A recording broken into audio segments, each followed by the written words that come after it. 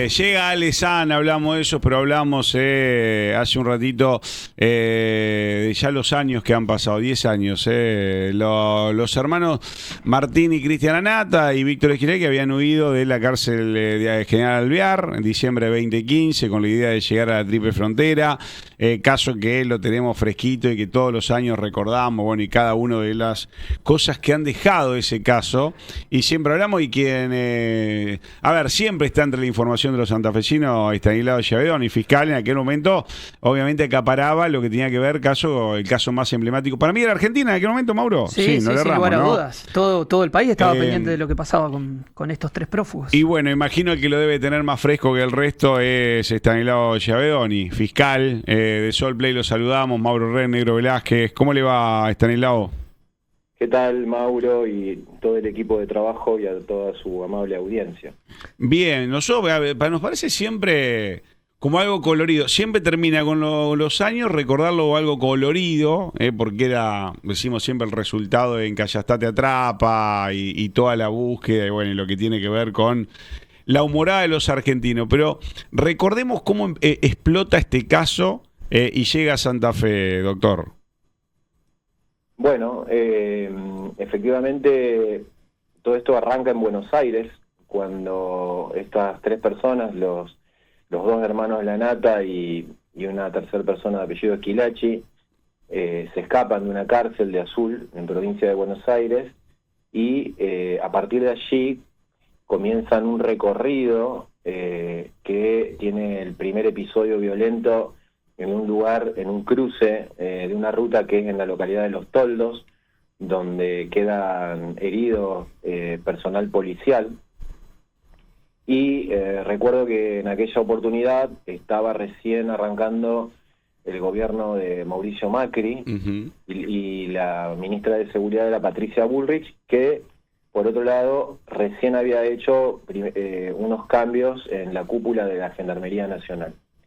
A partir de allí, de esta fuga, comienza toda una persecución que pasa, digamos, por distintas localidades de la provincia de Buenos Aires, y se llega hasta la provincia de Santa Fe con información que iban manejando las distintas fuerzas que estaban atrás de estas tres personas. Ellos tres estaban presos en la cárcel por un hecho que había sido conocido como el triple crimen de la efedrina, que estaba vinculado con lo que es justamente este precursor químico que se utiliza para, digamos, elaborar drogas sintéticas. Claro. Y bueno, ellos habían sido o estaban presos por haber sido los autores. Y se da una circunstancia que no eran cualquier persona estos muchachos. Martín Lanata era entrenador de tiro de las fuerzas especiales de la Gendarmería Nacional, o sea, manejaban además un registro de armas en la provincia de Buenos Aires, más precisamente en Quilmes, y Esquilachi también era uno de los entrenadores junto con Lanata. Hasta que llegaron a Santa Fe, la información fue variando, digamos, hay información que habían pasado por Coronda, y después el primer avistaje es un enfrentamiento que se produce en el interior de un camino rural cercano a la zona de Matilde, donde se enfrentan con dos gendarmes, que en realidad no hay un enfrentamiento, sino que hay un intento por desarmarse, digamos, es decir, los dos gendarmes a punta de pistola, los Lanata y Esquilachi, cada uno con sus armas. Ellos tenían un FAL, tenían una pistola a repetición que se llama FMK3, que es una especie de ametralladora. En ese momento uno de los gendarmes se desarma, tira el arma, pero el otro gendarme no alcanza a desarmarse, y es ahí que Lanata le dispara, le pega en el brazo, digamos. Después recuerdo que en el juicio Lanata dice: yo le apunté al brazo, porque él no había soltado el arma, y quedan desarmados. A partir de ese momento ellos toman las armas de estos dos gendarmes, además de las que ya tenían, se suben a una Berlingo, que era la que andaban los gendarmes, y empiezan a una huida en ese móvil. Claro. Son perseguidos justo venía una fuerza especial de gendarmería que venían en una camioneta Amarok y logran deshacerse de ellos también porque se disparaban mutuamente y le pegan a la Amarok y la dejan fuera de servicio. Llegan a un campo donde había un muchacho, un trabajador, un ingeniero ambiental, agrónomo, que estaba midiendo la humedad del campo, trabajaba para Bayer, y estos muchachos se bajan de la Berlingo, todos armados, lo encañonan a este muchacho, lo suben a su camioneta, que era una camioneta Amarok, blanca, polarizada, y de ahí toman, con el muchacho arriba, comienzan una nueva huida. Pasan por distintos lugares, atraviesan parte de lo que sería la ruta 19, llegan hasta lo que es un acceso a Pilar, y de ahí cruzan hasta la ruta 70. De ahí bajan a Recreo, y toda esta secuencia, digamos, nosotros la logramos determinar porque con las cámaras de seguridad que habían en la ruta, etcétera, se fue reconstruyendo todo este camino, apoyado también por la declaración del muchacho, que luego obviamente nos contó todas las circunstancias. Y ahí llegan después a un departamento acá en zona San Jerónimo del macrocentro, San Jerónimo y Suipacha, si no me equivoco. San Jerónimo al 3100, que en ese momento había un supermercado enfrente, creo que no está más, de la firma Alvear. Y este muchacho tenía un departamento que era de la familia, que era donde paraba, un departamento en el primer piso. Así que llegan ahí, al muchacho lo encierran en la habitación, lo atan, y ellos comenzaron a planear su segunda etapa de la huida. Ahí ya nos habían dado conocimiento de estas circunstancias, yo estaba de turno, así que comienzo a tomar el caso, y ustedes recuerdan que en ese momento estaba todo siendo seguido por la televisión. Claro, en las cámaras era 24 horas de este caso en la televisión. Recuerdo yo, doctor, algunos tendrán también sus recuerdos, no sé si era más de lo que recuerdo o menos, pero era, están en tal lugar, se los vio en tal otro, cámaras iban para aquel lado, están en tal localidad, se los vio en un campo, era todo el tiempo una información. Es que incluso todavía seguíamos, en nuestro caso, concentrados con el operativo policial en la zona estaba como una base operativa ahí en el cruce, decíamos, de la 19 y Frank. Exactamente. Cuando ya estaban acá claro, ellos ya estaban acá en San Jerónimo. Claro. Exactamente. Ellos aprovecharon el tiempo que estuvieron acá en Santa Fe para... estuvieron en una librería, que voy a decir que es la librería D'Amico, compraron un rollo de plotter, con eso plotearon la camioneta blanca, le pusieron gendarmería, armaron, la camioneta estaba estacionada en una cochera por calle 9 de Julio, o sea, ellos anduvieron por la ciudad, teníamos registro fílmico de eso, y a la noche... hay una información como que podrían haber estado vinculados a un hecho de un homicidio que había ocurrido en Recreo. Por lo tanto, todo el comando operativo se traslada, el comando operativo de búsqueda, compuesto por Policía de la Provincia, Gendarmería, Policía Federal, hasta Recreo. Y ese fue el momento en que ellos aprovecharon para subirse a la camioneta y salir para el otro lado, es decir... Ruta 1, camino hacia el departamento Garay. ¿El destino de ellos era Reconquista, puede ser, doctor? ¿O ellos tenían como destino irse al norte. Claro. Una de las posibilidades era llegar hasta Paraguay, digamos. Claro, porque decían que los esperaba un helicóptero o una avioneta en la zona justamente de Reconquista y demás para llegar hasta Paraguay. Pero bueno, eso no sé si al final quedó demostrado o no. Eso no quedó demostrado. Me acuerdo que sí en el juicio, cuando ellos cuentan que cuando escapan de la cárcel, los estaba esperando un helicóptero y que cuando estaban... Porque esa era parte de los argumentos de ellos, que había sido toda una trampa para matarlos a ellos, digamos. Que cuando estaban llegando al lugar donde estaba el helicóptero, el helicóptero se va, y ven cómo se va. Eso allá en provincia de Buenos Aires. Lo cierto es que acá logra divisar un personal policial de la zona de Helvecia, que se da cuenta que la camioneta estaba raro, digamos, el tema de lo de gendarmería, y comienza una persecución por parte de la policía y las TOE en ese momento, y es allí en donde se produce un vuelco de la camioneta cerca de una rosera que está en la ruta 1. Ahí la camioneta vuelca, Martín Lanata quedó bastante mal herido, digamos, después de ese vuelco. Estamos viendo las imágenes de por qué queda él, los que preguntan por qué queda de esa manera, no había sido un cruce con alguien, sino la caída de la camioneta. Además, Martín Lanata fue el primer detenido, doctor, ¿no es cierto? Martín Lanata fue el primer detenido, pero porque fue el que se entregó, digamos. Claro. Él no podía seguir más. Por las heridas, justamente. Exacto, por el estado de salud en el que estaba. Tenía, digamos, una situación bastante complicada en el cráneo, etcétera. Él se entrega y inmediatamente es privado de la libertad allá en Helvecia, en la comisaría primera de Helvecia. Y después es trasladado, ahí se toma la decisión de, yo estuve en contacto con el juez que también había librado orden de captura desde provincia de Buenos Aires. Teníamos dos alternativas: dejarlo acá en la provincia de Santa Fe o remitirlo a provincia de Buenos Aires, desde donde estaba originalmente el pedido de captura, y todo dependía de la situación y el estado de salud en el que se encontraba Lanata. Así que se tomó la decisión de remitirlo a Buenos Aires porque podía llegar.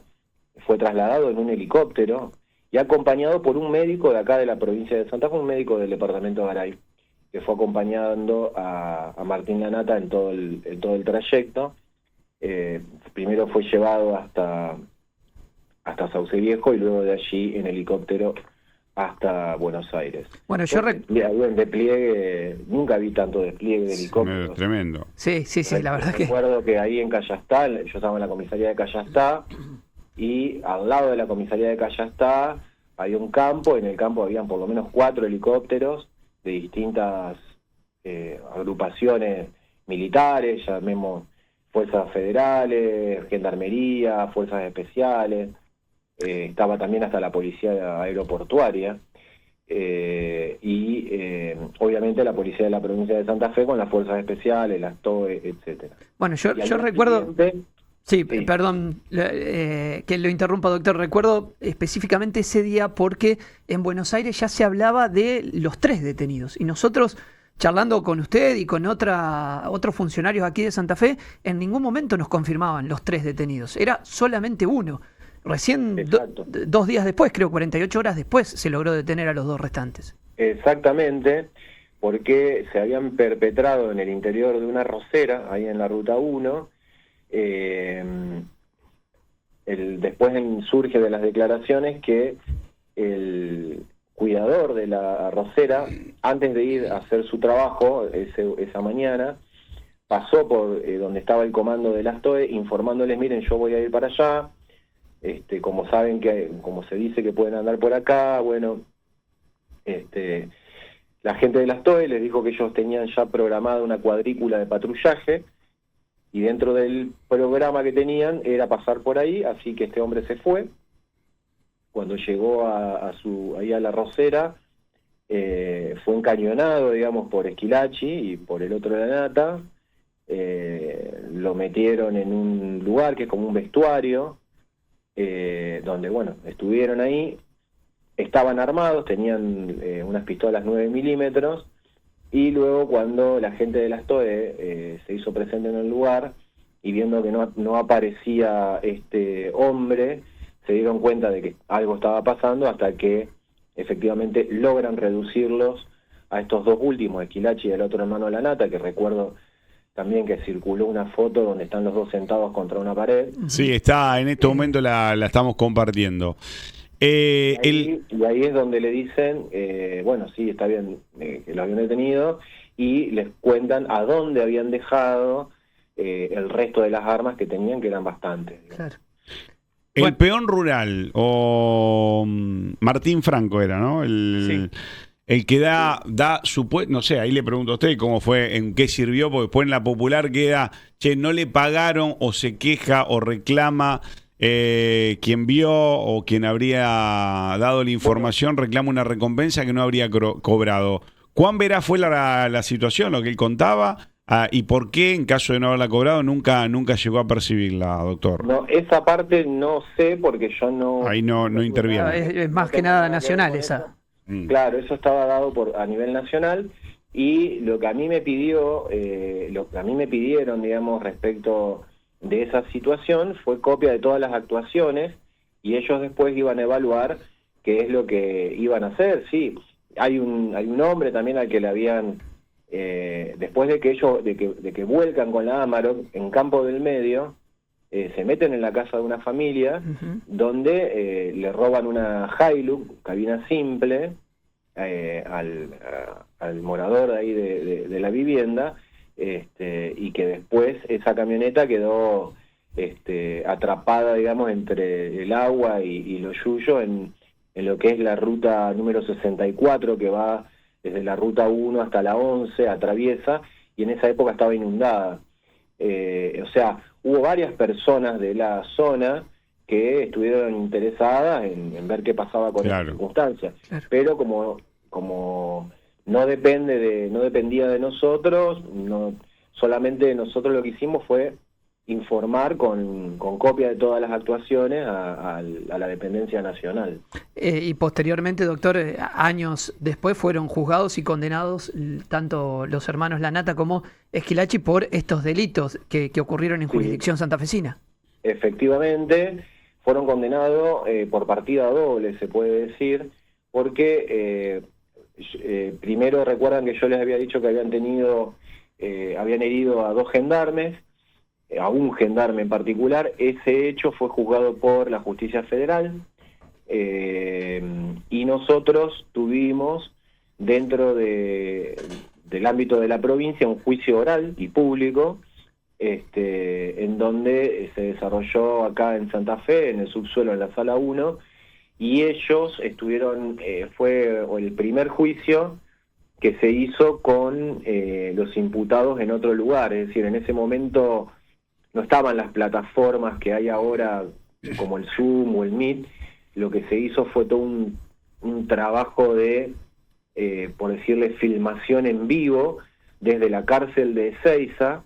Ahí estuvo trabajando, me acuerdo, la gente del Consejo de la Magistratura apoyando el desarrollo de estas audiencias, generando un auditorio con cámaras en vivo desde Ezeiza, nosotros desde acá, para garantizar la participación de los acusados en el juicio. Y la verdad que fue muy interesante, por un lado cómo fue el desarrollo, pero por el otro lado lo que cuentan en el desarrollo del juicio, que son audiencias que hoy están guardadas, archivadas, los registros fílmicos y los audios de todo lo que dijeron cada uno en ese juicio. Bien, hablando de guardados, contemos a la gente, porque después queda y pasa el tiempo, y cuando no se habla más uno sabe dónde quedaron alojados y qué tiempo tienen todavía de pena, porque en un momento, imagino, será tema de los medios la salida de los Lanata y Esquilachi. Digo, en algún momento será el día de que los veremos salir. Al día de hoy, ¿dónde están y cuánto falta para que vean la luz, para decirlo de alguna manera? No, bueno, esto después, esto es así. Ellos están alojados en la cárcel de Ezeiza. Yo estuve allá en la cárcel de Ezeiza. Ellos estaban en ese momento en distintos pabellones. Y recordemos que ellos ya tenían una condena vinculada con los otros crímenes. Claro. Y esas condenas, que ya estaban firmes, continúan el curso de ejecución, y a esas condenas se le suman las 2 condenas que se obtuvieron acá en la provincia de Santa Fe. Entendemos que el monto de pena era superior a los 20 años de prisión, y ellos estaban en este momento, o en aquel momento estaban trabajando en distintos tipos de recursos vinculados al tema de la unificación de pena, al cómputo de las penas, pero como se unifica todo en la primer condena, hoy estaría en manos, la etapa de ejecución, en manos de lo que es la provincia de Buenos Aires. Bien. Doctor, gracias por el tiempo. Imagino que en esta, no sé, el día que se sale la serie de Netflix, como pide un montón, usted va a ser uno de los protagonistas. No sé, eso. ¿Saldrá o no? Hay que ver qué actor le gustaría, ¿Quién claro. sería el actor que haga de Llavedón? ¿Y quién le gustaría a usted? No, después hay que buscar uno parecido, ¿no? Pero ¿quién le gustaría? ¿Quién cree que sería el actor? Porque lo habrá hablado con algunos amigos alguna vez. No sé, yo soy medio morochito, ¿bien? Y bueno, Luciano Castro podría ser, doctor, que está de moda ahora. Yo me acuerdo de aquella época, algunos, lo que pasaban en los canales nacionales. Ajá. Me acuerdo las imágenes de Crónica, y que eran las que tenían esas frases raras, y bueno, después empezaron a circular como si fueran memes. Eso sí, me acuerdo como algo gracioso de lo que pasaba. También me acuerdo todo lo que se hablaba. Yo recuerdo que, bueno, fueron días intensos, de pocas horas de dormir, y me llamaba mucha gente, algunos allegados, con historias raras. Se había hablado tanto de este tema que surgían hipótesis locas, digamos.